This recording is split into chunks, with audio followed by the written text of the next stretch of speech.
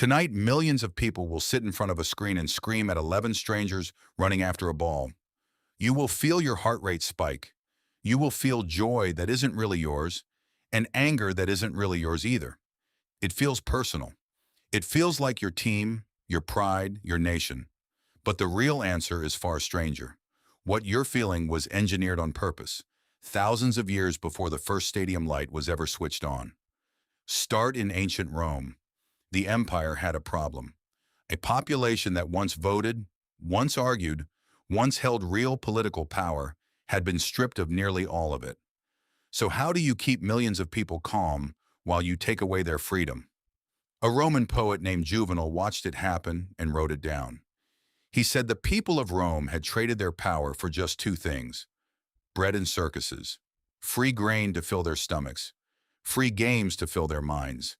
Give people food and entertainment, he warned, and they will stop asking who is really in charge. Is that really so different from tonight? Now jump forward almost 2,000 years to a country split in half by a wall. East Germany and West Germany. Two governments, two currencies, two ideologies, one language. For decades, football was the one place where that division played out in public. When East Germany beat West Germany at the 1974 World Cup, it wasn't really about football, it was propaganda. A communist state proving it could beat the capitalist one on the biggest stage on earth. The scoreline mattered less than the message. Sport had become a battlefield with no weapons, just a ball. Then, in 1990, the wall came down. And on the 14th of November that year, East Germany and West Germany played each other one final time. Not as rivals anymore. As one nation, celebrating unification through the exact same game that had spent decades keeping them apart. Franz Beckenbauer, the West German captain turned coach, said something telling at the time. A united Germany, pulling in the talent from the East, would become unstoppable.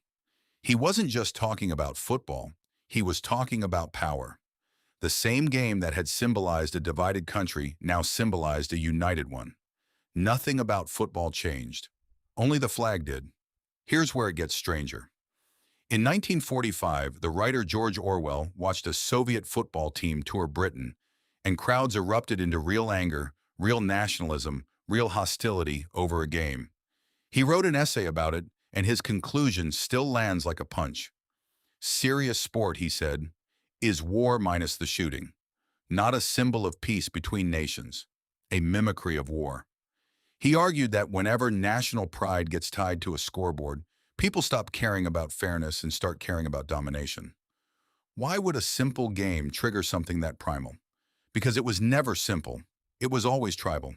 So sport can unite a broken nation in one decade and manufacture hatred between two neighboring ones in another. Same sport, same crowd psychology, opposite outcomes depending entirely on who's pulling the strings. That's the twist most people never notice. The game itself has no politics. It's a mirror. Whatever a government or a culture needs the crowd to feel, sport can be shaped to deliver it. Loyalty when it needs unity. Rage when it needs an enemy. Distraction when it needs silence. And that brings you back to tonight. You're not watching a match. You're participating in the oldest social technology humans ever built. Full stomach, full stadium, empty questions. Juvenal called it bread and circuses 2,000 years ago, and somehow we never stop needing both. Governments have always known this.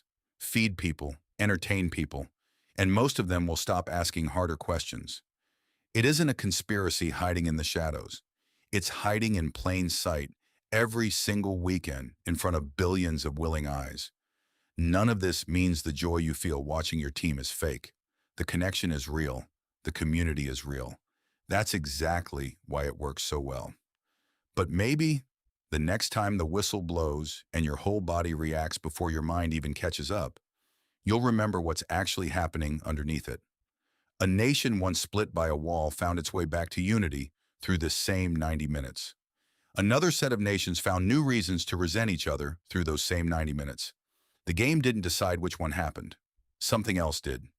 So the next time you sit down, heart racing, screaming at 11 strangers chasing a ball, ask yourself one simple question. Is this uniting you, Or is this just the oldest, most effective distraction ever built, now streaming live in high definition?